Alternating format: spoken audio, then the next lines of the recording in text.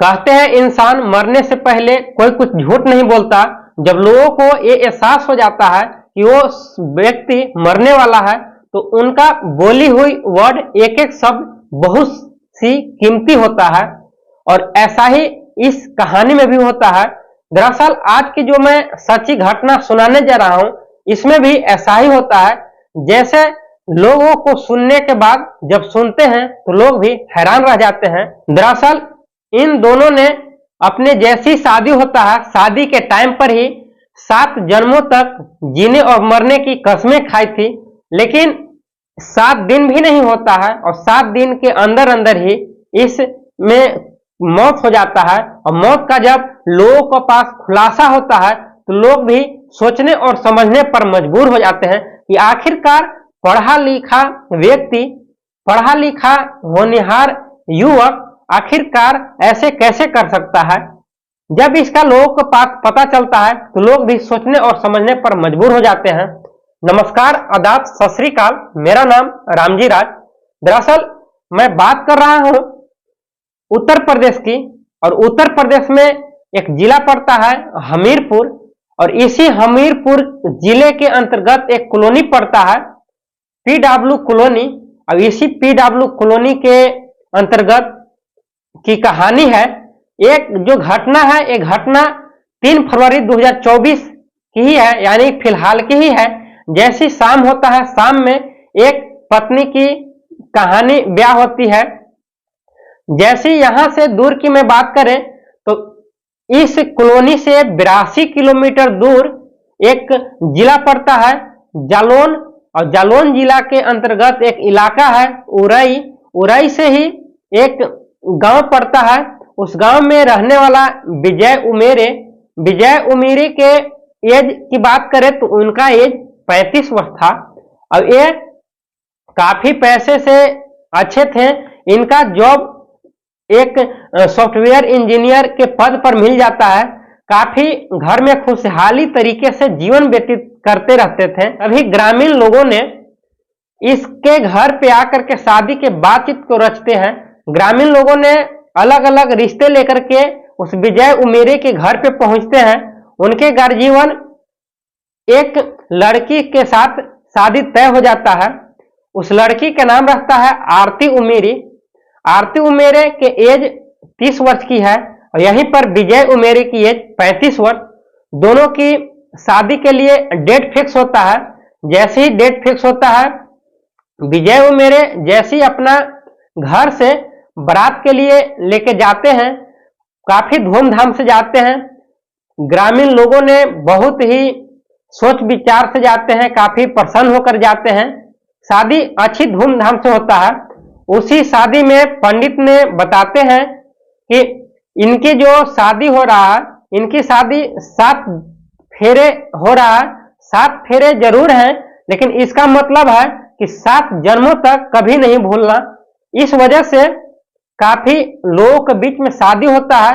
इन दोनों ने वहीं पे कस्में खाए थे कि हम लोगों जितने दिन तक रहेंगे इस धरती पे, हम लोगों का दोनों का वचन है कि हम आपको कभी नहीं छोड़ेंगे। एक दूसरे में बंधे हुए रहते हैं। लेकिन जैसे ही वहां से बारात निकल करके घर पे आते हैं, घर पे आने के बाद काफी धूमधाम से शोहरत मनाई जाती है। काफी जैसी शाम होता है, कुछ रिश्तेदार अपने अपने घर पे पहुंच चले जाते हैं, लेकिन कुछ रिश्तेदार रह जाते हैं। जैसी शाम होता है, विजय उमेरे ने अपने दोस्तों के कहावी पर, अपने दोस्तों के गलत आचरण के वजह से तरह तरह के बातें करते थे कि शाम के टाइम पे ऐसे सुहाग रात के दिन मनाया जाता है, जिस वजह से शिक्षित व्यक्ति, एक इंजीनियर, सॉफ्टवेयर के इंजीनियर थे, इन्होंने इस बात को ऐतराज नहीं किया। इनको जरा सा भी परख नहीं हुआ कि क्या ऐसा काम करने से बुरा है या भला है। सच्चाई और बुराई को परख नहीं किए और इन्होंने एक शक्तिवर्धक गोलियां खा करके शाम के टाइम पर अपनी पत्नी के साथ संबंध जैसी बनाते हैं।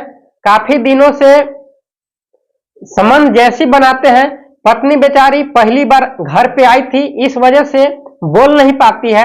बोलती है कि मैं ऐसे आप जो कर रहे हो क्या ये उचित है। लड़के ने बताता है कि जो भी चीजें हैं ये सत्य है, कोई भी महिला घर पे आती है इसको सहना पड़ता है, हर घर का रीति रिवाज यही है। जिस वजह से लड़की ने सहती जाती है।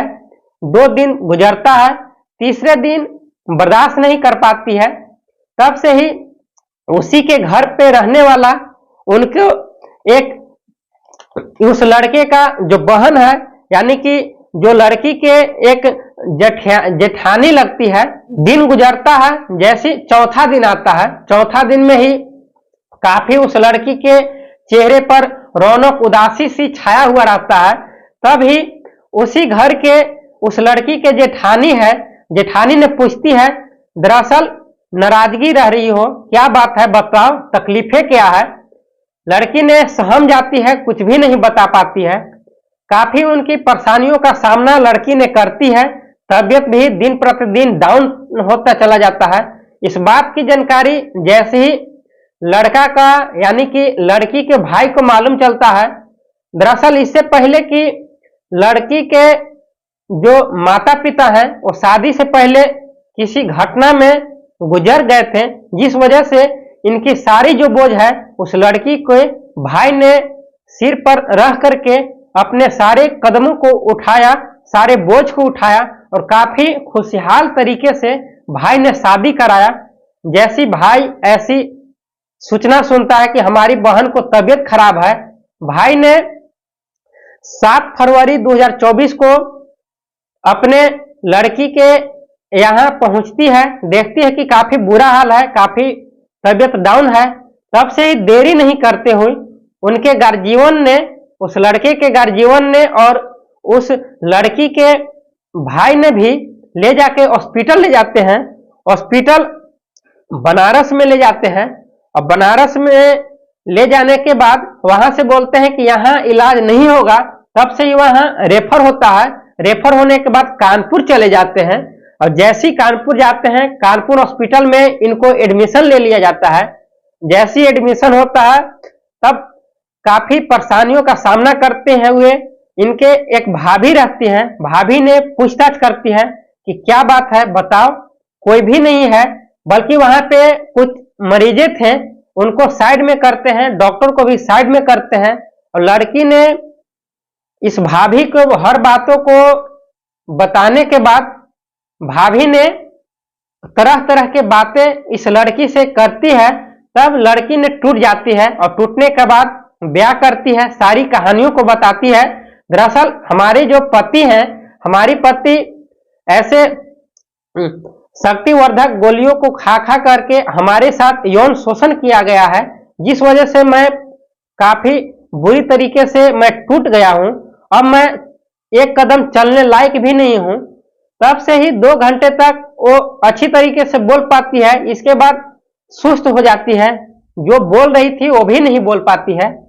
इनके इलाज 8 फरवरी को डॉक्टरों ने शुरू करते हैं। शुरू करते ही जांच पड़ताल होता है, जांचें होता है, फिर भी डॉक्टर भी नहीं समझ पाते हैं कि इसके साथ ऐसा क्या हुआ है कि बहुत सारे मरीजे आते हैं, छोटी मोटी कहानियों होता रहता है, लेकिन अभी तक ये होश में आ ही नहीं रही है। दिन गुजरता है, जैसे ही 10 फरवरी आता है, 10 फरवरी में इनके जो लड़की रहती है, लड़की को मौत हो जाता है। जैसी मौत होता है, मौत होने के बाद सारे उस हॉस्पिटल में हाहाकार मच जाता है, रोने लगते हैं, चिल्लाने लगते हैं और मीडिया कर्मी पहुंचते हैं। मीडिया कर्मी से पूछताछ किया जाता है कि इस लड़की ने जो हॉस्पिटल में आई है इसके मृत्यु कैसे हुआ, क्या कहानी है। डॉक्टरों ने काफी दिल पर पत्थर रखते हुए बताते हैं कि इसके साथ ऐसे लग रहा है कि यौन शोषण किया गया है, इनके साथ बलात्कार किया गया है, इनके साथ लगता है कि कई लड़कों ने मिल करके इनके साथ यौन शोषण किया गया है। इनके प्राइवेट पार्ट धीरे धीरे डैमेज होता गया, जिस वजह से हम लोगों ने बचा नहीं सका। इस कहानी जैसे ही मीडिया कर्मी ने सुनते हैं, सोशल मीडिया पर जैसे ही अखबारों में छप जाती है और छपने के बाद वहां के कानपुर के हर पेपर में छपने लगता है। तो जगह जगह पे रिपोर्टें पहुंचती है कि ऐसी ऐसी घटना में शायद अपने ही पति ने अपनी पत्नी को जान ले लिया। सुनने के बाद हैरान हो जाते हैं, सोचने पर मजबूर हो जाते हैं कि आखिरकार एक पढ़ा लिखा व्यक्ति ऐसी भयावह घटना कैसे कर सकता है, जब लोगों का कल्पना नहीं हो सकता है, कल्पना भी नहीं कर पा रहे थे। तब सोचने और समझने पर मजबूर हो जाते हैं कि व्यक्ति के पास क्या प्राकृतिक है क्या अप्राकृतिक है यौन संबंध बना करके इनके साथ यांत्रिक अंग को इस लड़की के साथ डैमेज किया गया और उस लड़के को जरा सा भी एहसास नहीं हुआ। सॉफ्टवेयर इंजीनियर होने के बावजूद भी उनके पास परख नहीं हुआ कि मैं अपनी पत्नी के साथ जो कर रहा हूं वो अच्छाई है या बुराई है, इसका परख नहीं लिया। और दोस्तों के बहकावे में, दोस्तों को तरह तरह के बातों में आकर के उस लड़का ने यानी कि विजय उमेरे ने अपनी पत्नी आरती को मौत का घाट उतारने में अहम भूमिका जो भी रहा उस अपना विजय का ही है। इसके बारे में जैसी खुलासा होता है, खुलासा होने के बाद भाई का कहना है कि मैं हमारे जीजा जो भी हैं हम अपने जीजा को नहीं छोड़ेंगे, जो भी केस कहीं भी लड़ना हो हम हद तक लड़ने के लिए जरूर उस केस को लड़ेंगे जब तक इनकी सजा न दी जाए। तब से ही विजय के घर वाले और विजय भी इधर कहते हैं कि जैसे ही शादी होने के बाद हमारे घर में आई थी तब से ही बीमार ही थी, बीमार की वजह से काफी टूट जाती है। और ये बात सच है कि मैंने कुछ दवाइयों के उपयोग करके मैंने इनके साथ दुरुपयोग व्यवहार किया है, इसका मैं भागीदारी हूं। लेकिन मुझे इतना जानकारी नहीं था कि मैं करने से ऐसी तकलीफें का सामना करने के बाद हमारी पत्नी को ही मौत हो सकता है।